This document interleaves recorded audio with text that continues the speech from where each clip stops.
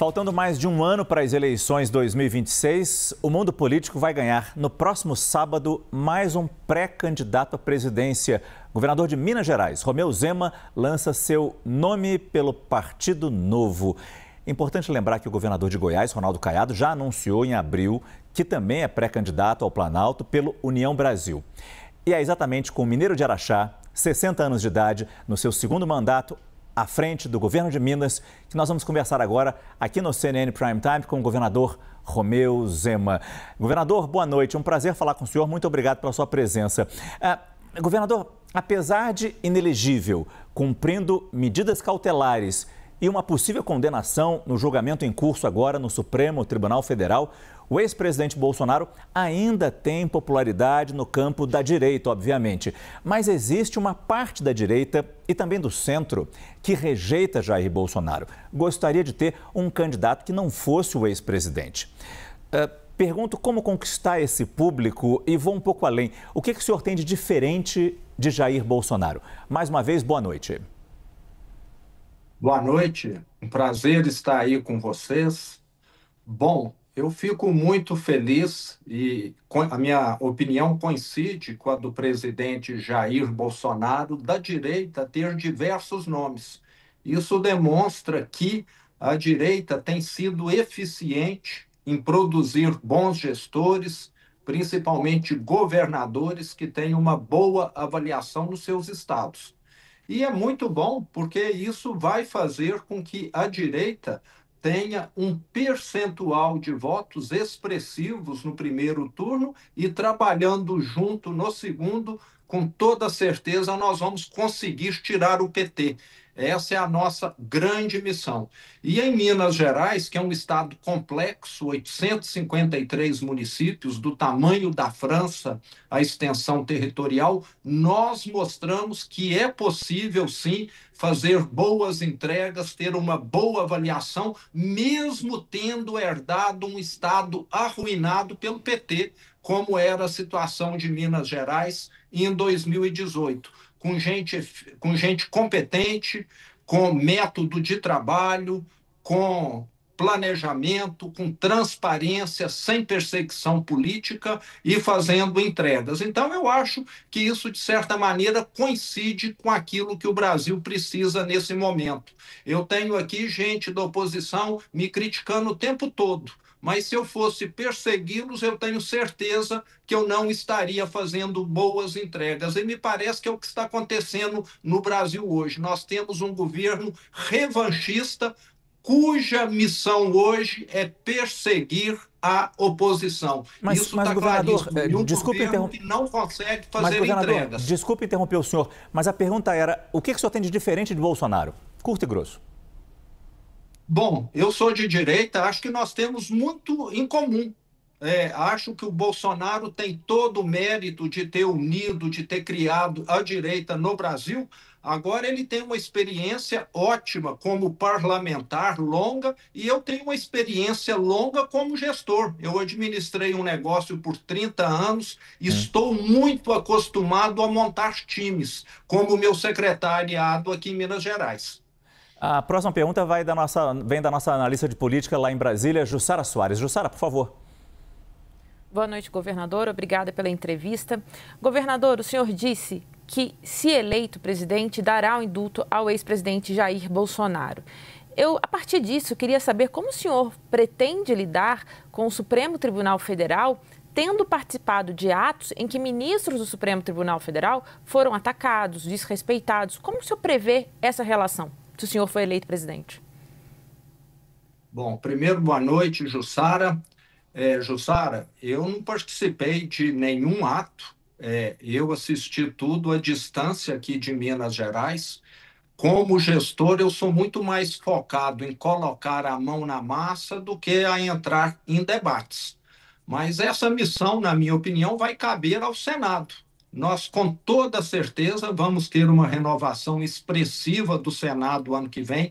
Cada estado estará elegendo 2 senadores e nós estamos observando, e me parece que a imprensa já sinaliza isso, né? Editoriais no Estadão, no Globo, deixaram claro que está havendo, sim, um excesso de perseguição, uma situação absurda por parte do Supremo. Espero que eles revejam antes que algo mais drástico seja necessário para barrar toda essa aberração que está acontecendo.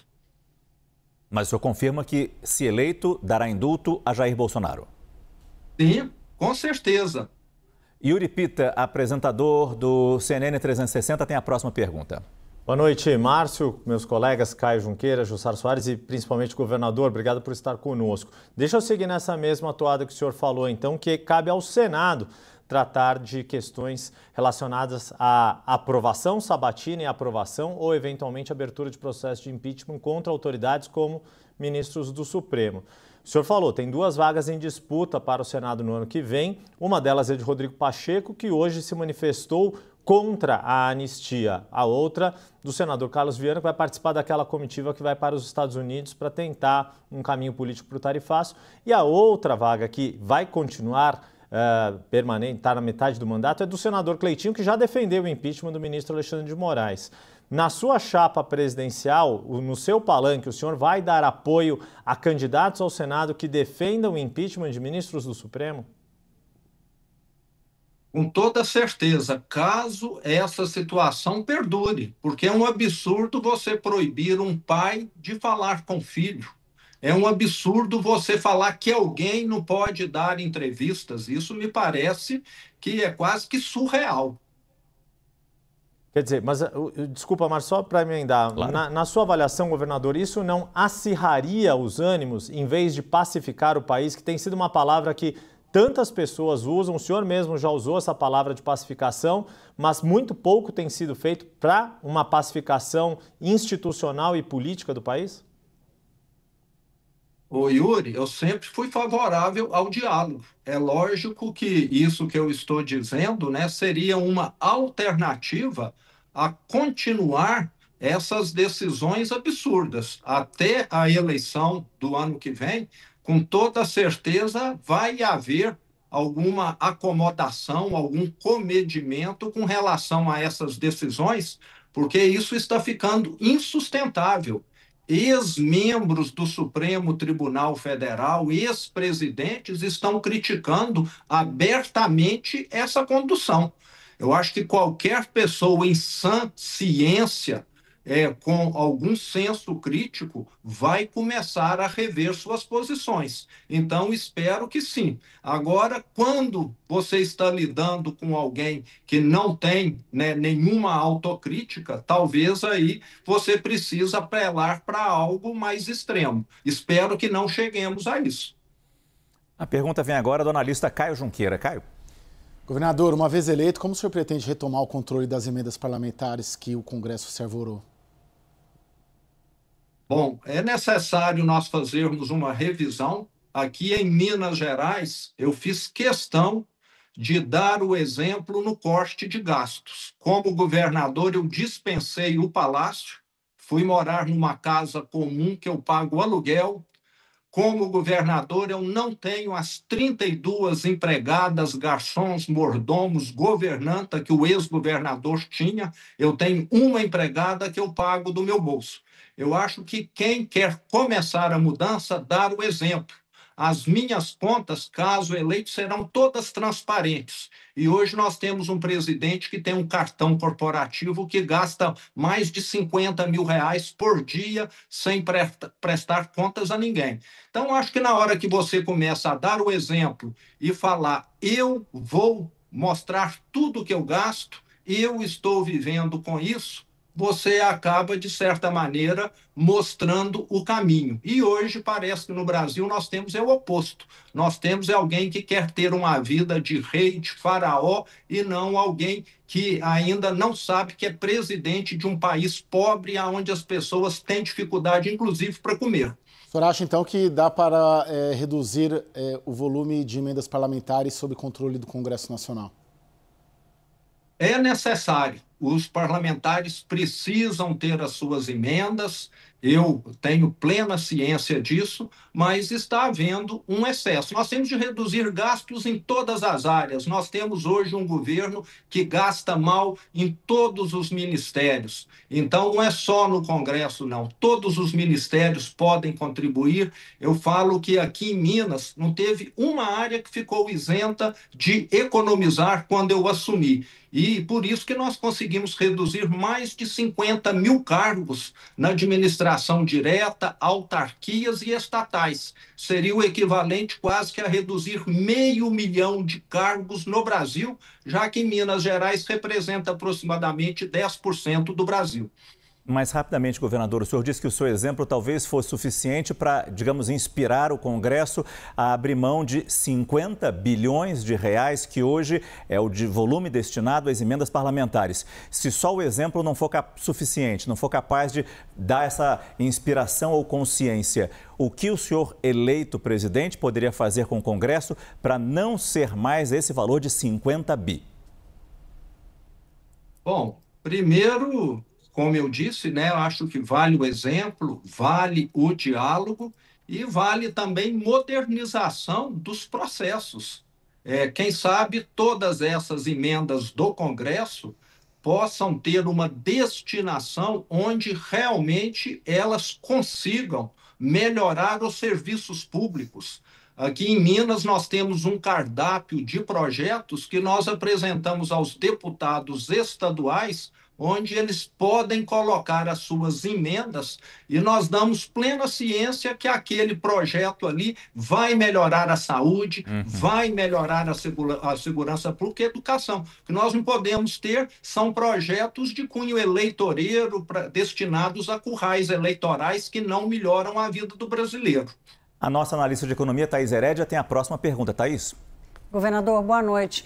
Governador, apesar do seu gesto, a redução de gastos no Brasil, no setor público federal, vai depender de reformas estruturais, especialmente na Previdência e nos benefícios sociais. Por onde o senhor começa e qual a trajetória que o senhor espera para as contas públicas, especialmente para o que está acontecendo hoje com a dívida pública?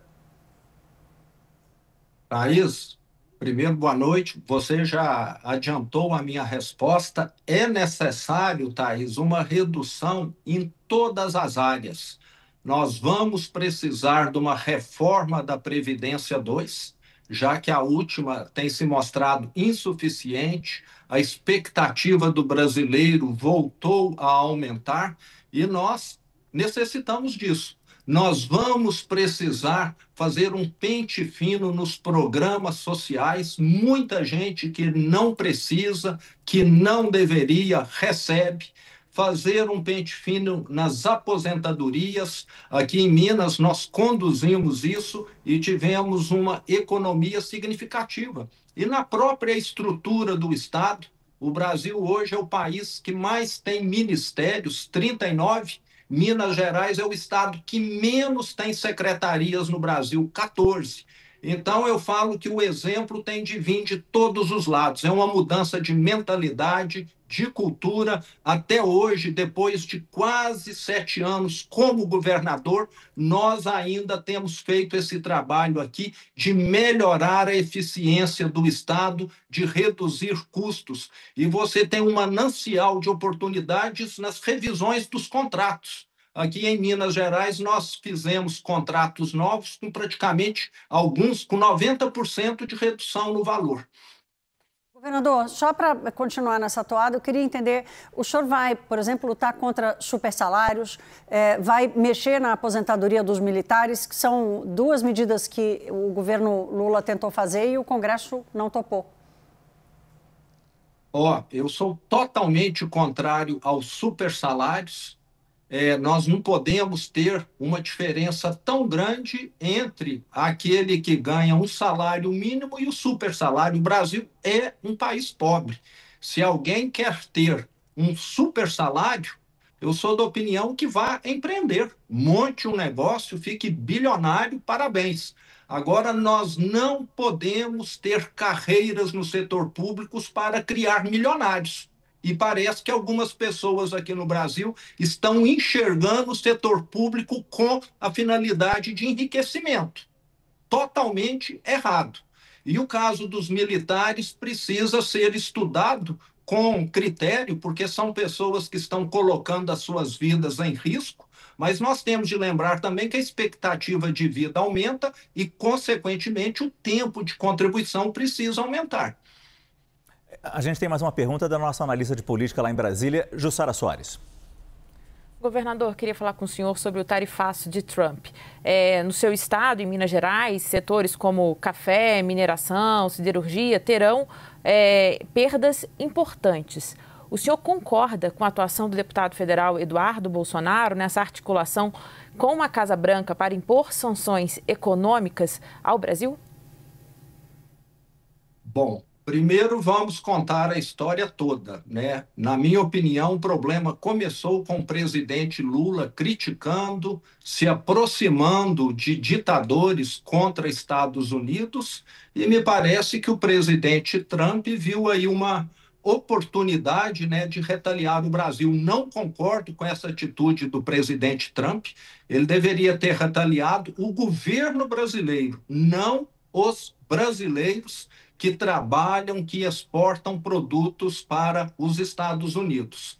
E o filho do presidente, de certa maneira, criou, né, um embaraço, e nós estamos vendo o setor produtivo do Brasil sendo muito afetado por toda essa medida. Aqui em Minas, como você disse, nós temos atividades muito importantes que dão empregos a milhares de pessoas que dependem dessa exportação. Estamos aqui já fazendo um trabalho, terei uma reunião com todos esses empresários, com esses líderes de atividades que foram afetadas na próxima semana, para nós estarmos apresentando já algumas propostas do governo de Minas no sentido de crédito suplementar, de mais prazo para recolhimento de impostos, de procurarmos mercados alternativos caso realmente essa retaliação venha a prosperar. Espero que haja uma negociação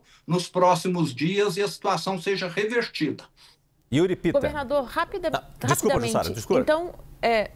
Então, o senhor não concorda com a atuação de Eduardo Bolsonaro? Ele cria um embaraço, é isso que o senhor diz? Eu disse que ele pode ter até tentado ajudar o Brasil, ter feito uma ação nesse sentido, mas o resultado foi um tarifaço que está prejudicando e pode vir a prejudicar milhões de brasileiros. Desculpa, Jussara, eu quase te cortei. Yuri Pita. Deixa eu seguir nessa toada, então, governador, que a Jussara nos coloca, a questão do tarifaço. Hoje, mais cedo, aqui na CNN, o governador Ronaldo Caiado sugeriu que os governadores se reunissem por meio da coordenação do governador Ibanez Rocha, que é o coordenador do Fórum de Governadores. O senhor acredita que os governadores poderiam ter esta reunião e fazer algo que o governo brasileiro não consegue fazer?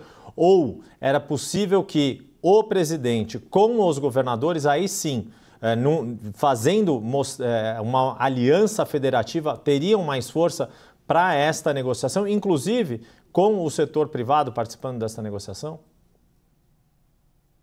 As relações diplomáticas, Yuri, são responsabilidade da União, do governo federal, e o Brasil tem tido uma ação, do meu ponto de vista, desastrosa. Um país que tem se aproximado de ditadores, de países autoritários e se distanciado de democracias. E estamos aí vivendo agora a consequência. Se os governadores puderem somar, contribuir, nós estamos à disposição. Eu vi aqui no grupo hoje do WhatsApp dos governadores essa proposta e já disse que estou de acordo. Posso mais uma, Márcio? Claro, dá tempo? claro. Governador, eu quero voltar para a história das contas públicas. Minas Gerais foi um dos estados que liderou o processo de aprovação de uma nova revisão do pagamento da dívida dos estados à União, ao governo federal, prejudicando novamente as contas do governo federal. Foram anos em que esses acordos foram sendo renegociados, sempre por uma situação pior para a viúva e melhor para os estados. Hoje o senhor está sentado num dos estados que tem a pior situação fiscal, a maior dívida e ficou anos sem pagar a dívida para o governo federal com decisões da Justiça. Quando o senhor senta do outro lado, é que o senhor vê o tamanho do problema. Como é que o senhor vai resolver e equilibrar isso? Thaís, esse problema é da década de 90, quando diversos bancos estaduais, aqui em Minas foi o Benge, a Minas Caixa, o Banco de Crédito Real de Minas Gerais, que foram liquidados, originaram uma dívida. E nesses 30 anos, Thaís, a União, em muitos anos, cobrou uma taxa de juros exorbitante. Eu falo que no início é igual um financiamento imobiliário. Você começa comprometendo 10% do seu salário hoje e daqui a 20 anos está comprometendo 60%. Minas e outros estados endividados já pagaram um valor absurdo de serviço dessa dívida e ela está aí hoje, no caso de Minas, no valor de 165 bilhões de reais. Nós vamos ter uma eleição para novo governador daqui a 1 ano e meio. Pode vir o melhor governador do mundo, um prêmio Nobel para administrar Minas Gerais, ele não consegue pagar o serviço da dívida se não houver essa mudança para o Propag. O regime de recuperação fiscal já se mostrou que não funciona. Os estados que aderiram tiveram um alívio temporário e depois voltaram a ter dificuldades para pagar. E se a União não enxergar isso, ela vai ter de socorrer esses estados no futuro, porque eles vão quebrar. Eu estou falando de uma situação de solvência. Eu tenho aqui os dados, qualquer um que se aprofundar vai ver que não é irresponsabilidade, não é gastança, é simplesmente um serviço da dívida que cresce muito mais do que a arrecadação do Estado.